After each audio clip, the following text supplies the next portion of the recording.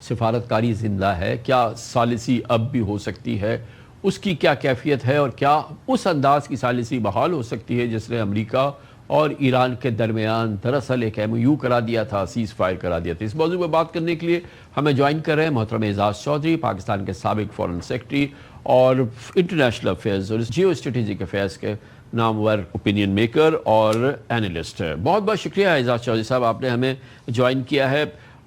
حالات بہت تیزی سے خراب ہوئے امریکہ ایران کے درمیان، ایک طرح کی فل سکیل وار اس وقت جو ہے وہ جاری ہے اور بہت ہی شدت سے جو ہے دونوں طرف سے حملے ہو رہے ہیں۔ کیا سر اب بھی ڈپلومیسی آپ کے خیال میں زندہ ہے؟ اور ہے تو کیا اس کا کوئی اثر ہم کہیں دیکھ رہے ہیں؟ ایسا لگتا ہے کہ اگر کہیں ڈپلومیسی کا تھوڑا بہت کہیں پہ کچھ ہو بھی رہا ہے تو اس کے بظاہر اثر نہیں ہے اور جنگ اس وقت تمام کیفیت پہ حاوی ہو چکی ہے۔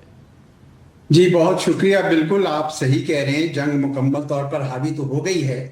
لیکن میرا یہ خیال ہے کہ سفارتکاری کے راستے کھلے ہیں۔ اگرچہ دونوں نے رسماً یہ کہا ہے کہ جی ایم او یو ختم ہو چکا ہے، لیکن میرے خیال میں بات چیت کے لیے تیار ہیں اور ثالثین بھی ان کی بھی کوشش یہی ہے۔ دیکھیں اس وقت پھر ایک بار دوبارہ پنجہ آزمائی شروع ہو گئی ہے اسٹریٹ آف ہرمز پہ، یعنی پرشین گلف کے اوپر باقاعدہ خود، اور اس میں بھی اگر آپ یہ غور کریں تو قانونی لحاظ سے امریکہ یہ سمجھتا ہے کہ جب اس نے انٹرنیشنل لاء کا یہاں ریفرنس دے دیا تو اس کا مطلب ہے کہ یہ اسٹیٹ کھلی رہنی چاہیے تھی، جبکہ تہران یہ سمجھتا ہے کہ جب آپ نے ہمیں ارینجمنٹس کرنے کو کہا تو جو اس کی بات نہیں مانے گا ہم اس پہ حملہ آور ہوں گے۔ تو وہاں پہ بھی دونوں کی ایک قسم کی ٹھنی ہوئی ہے، اور دوسری طرف یہ ہے کہ واشنگٹن یہ میرے خیال میں یہ سمجھتا ہے یا تہران یہ سمجھتا ہے کہ ہم جو ہیں یہ بڑے ہاسٹائل واٹرز رہے ہیں ہمارے لیے، اگر ہم نے ان کو چھوڑ دیا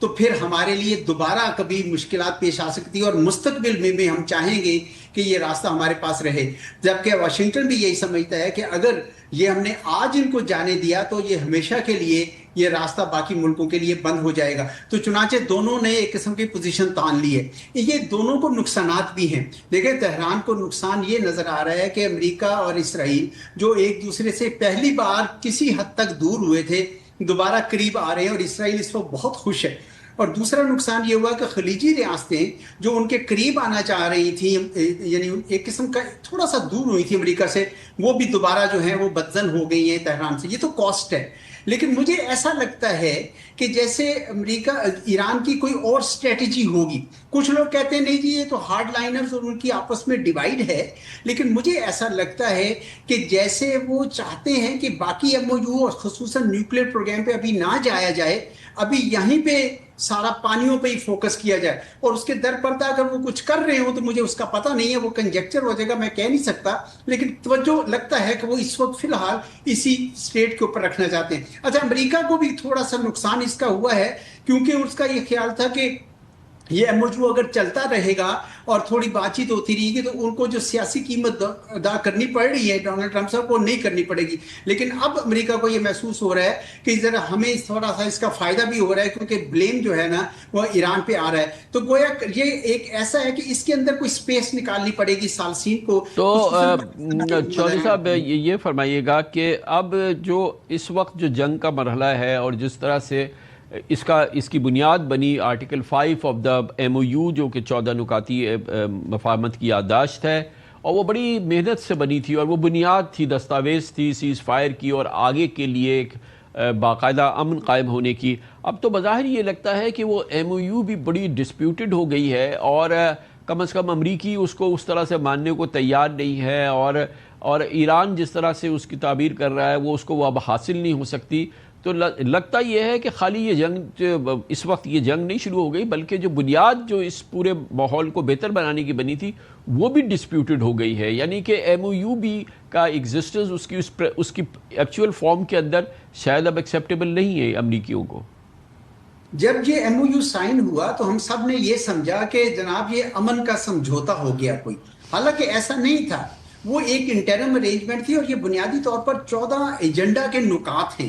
جن کے اوپر ہر وقت بحث ہونی ہے، چونکہ پہلا نقطہ لیبنان پہ ہی نہیں ہو سکا، اور ایران نے اس وقت یہ کہا کہ آپ لیبنان پہ کروائیے سیز فائر، اور انہوں نے کچھ سرزنش کی ڈونلڈ ٹرمپ صاحب نے نیتن یاہو کی، پر آپ نے دیکھا کہ جوئش لابی کے آگے وہ بے بس ہو گئے اور اسرائیل نے ان کی بات نہیں مانی۔ تو ایران نے کہا کہ اگر آپ پہلے نقطے پہ نہیں کر سکتے تو پھر آئیے پھر 5ویں نقطے پر ہم یہ کام کریں گے۔ اس لیے میں یہ سمجھتا ہوں کہ یہ 14 نکات ہیں جن کے اوپر بھی تقریباً ہر نقطے پر اسی قسم کا ماحول بنے گا، لیکن میں کچھ آپٹمسٹک آدمی ہوں تو شاید اس لیے میں امید رکھتا ہوں کہ یہ دوبارہ آئیں گے، اور اس کی دلیل یہ ہے، اس کے اوپر آئیں گے بات چیت پہ، اس کی دلیل یہ ہے کہ یہ اس کے علاوہ آلٹرنیٹو نہیں ہے دونوں کے پاس کوئی اور آلٹرنیٹو نہیں ہے۔ لیکن سر حالات نہ صرف ایم یو کے حوالے سے بہت زیادہ خراب ہو گئے ہیں، بلکہ جو ثالثی کا معاملہ ہے اس میں بھی جو ہے پاکستان کے بعد جو سب سے بڑا پاکستان کا کردار تھا، قطر کا ایک بہت بڑا کردار تھا۔ ایرانیوں نے قطر پہ حملے کر دیے ہیں، اور قطر اس معاملے میں ظاہر ہے کہ بہت زیادہ وہاں پہ غصہ بھی ہے، اور ایک بہت وہ کیفیت ہے جس میں کہ شاید اب وہ ثالثی کرنے کو تیار ہی نہ ہو۔ تو یہ جو مین میڈیٹرز تھے ان میں سے قطر جو ہے وہ اٹ سیلف ایران سے ہٹ ہوا ہے، اور اس کے اپنا گلہ ہے۔ ٹرکی کا اپنا ایک رول ہوگا، مگر وہ اتنا مرکزی کردار نہیں ہے، گو کہ ابھی فیلڈ مارشل آج کل ٹرکی میں ہی ہیں۔ تو یہ جو مین جو میڈیٹرز تھے سر، ان کے لیے بھی پرابلم ہو گیا ہے۔ پاکستان کو ظاہر ہے کہ ایک خاموش سی کیفیت میں اس وقت پاکستان ہے۔ دیکھیں، یہ جو انہوں نے حملہ کیا سعودی عرب کے ٹینکر پہ اور قطر کے ٹینکر پہ، اس سے پہلے سنگاپور کے، اور ابھی پھر حال ہی میں سائپرس کے، یہ کوئی میرے اپنے خیال میں اس کی وجہ سے معاملہ بہت زیادہ گمبھیر ہو گیا۔ دیکھیں، عمان نے ان کو کہا کہ ہماری چینل سے یہ جا رہے ہیں سعودی ٹینکر اور قطر کے ٹینکر، تو اس پہ تو نہیں حملہ بنتا نا، لیکن ایک دو چینلز ہیں، ایک ایران کا چینل ہے، ایک عمان کا چینل، اور بیچ میں ایک جہاں پہ مائنز ہیں جس سے نہیں جایا جا سکتا۔ تو عمان والے چینل پہ تو گزرنے کی اجازت ہونی چاہیے تھی۔ میرے اپنا یہ لگتا ہے کہ یہ جو ایک قسم کا اوور پلے کیا ہے اپنے ہاتھ کو ایران نے، کہا یہ جاتا ہے کہ IRGC نے، یعنی پاسداران انقلاب اسلامی نے کیا ہے، تو میں سوچتا رہا ہوں کہ یہ کیا وجہ ہے۔ ان کو نظر آ رہا ہے کہ اس کی وجہ سے ان کو نقصان ہوا ہے، تو ایسی کیا وجہ بن گئی مجبوری کہ وہ ضرور یہ کر رہے ہیں۔ ٹھیک ہے، ان کی فیونرل میں انتقام کے بڑے نعرے لگائے گئے راہبر کی فیونرل میں، تو شاید یہ اس کو تھوڑا اسرٹ کر رہے ہوں، لیکن میں ابھی بھی سمجھتا ہوں کہ اگر عمان اور پاکستان مل کر ان کو یہ کنونس کریں کہ دیکھیں 2 چینلز ہیں، ایک چینل پہ اگر کوئی اور جاتا ہے اور آپ کے چینل پہ آ جائے، کم از کم اٹیک نہ کریں، ورنہ امریکہ بھی آپ کے ٹینکرز پہ اٹیک کرنا شروع کر دے گا، تو پھر کہاں جائے گی بات؟ وہ اپنا وہ جو انہوں نے دھمکی دی ہے بلاکیٹ کی وہ لگا دیں گے، تو آپ اپنا تیل بھی نہیں بیچ سکیں گے۔ آپ کے تو بڑی آسانی ہو رہی تھی، تیل بیچ رہے تھے، آپ کی سینکشنز اٹھنے کا اہتمام ہو گیا تھا۔ تو مجھے لگتا ہے کہ ایران کو بھی کچھ سمجھانے کی ضرورت ہے، اور کچھ امریکہ کو بھی۔ تو مجھے لگتا ہے کہ ابھی ثالث یعنی پاکستان کا رول، اور کیا آپ کو لگ رہا ہے کہ سر کتنا بڑا پرابلم ہے کہ ایران میں ایک solid unified decision making body نہیں ہے، یا شخصیت نہیں ہے؟ مجھے لگتا ہے کہ جی یہ معاملہ جو ہے نا، یہ صرف اب ریٹرک کی حد تک نہیں رہا، ہر ملک میں پاور سینٹرز ہوتے ہیں، اور ایران میں بھی یقیناً ہیں۔ میں سوچ سکتا ہوں کہ پاسداران یہ سوچ رہے ہوں گے کہ ہم نے تو یہ جنگ جیتی ہے، تو ہم کیوں نہ اس کو یعنی یہ جو مستقبل میں ہونا ہے، یہ اسٹریٹ آف ہرمز کا اور پوری پرشین گلف کا، ہم اس کے اوپر اپنی سوورینٹی کو ابھی سے اسرٹ کریں، یہ ان کی سوچ ہے۔ پر مجھے لگتا ہے کہ یہ شاید در پردہ وہ یہ بھی چاہ رہے ہوں کہ چلو ہمارا جو نیوکلیئر پروگرام ہے اس کے اوپر جتنی دیر توجہ ہٹی رہے تو اتنا اچھا ہے، اور اگر ہم کوئی تھوڑی اور انریچمنٹ کر سکیں، شاید اس طرح کا بھی ان کی ذہن میں سوچ لگ رہی ہے۔ ورنہ تو اس کی قیمت اتنی زیادہ ہے کہ IRGC کو بھی شاید یہ کام نہیں کرنا چاہیے۔ جی بالکل صحیح فرمایا کہ IRGC کو، پاسداران کو بھی ایسا نہیں چاہیے تھا۔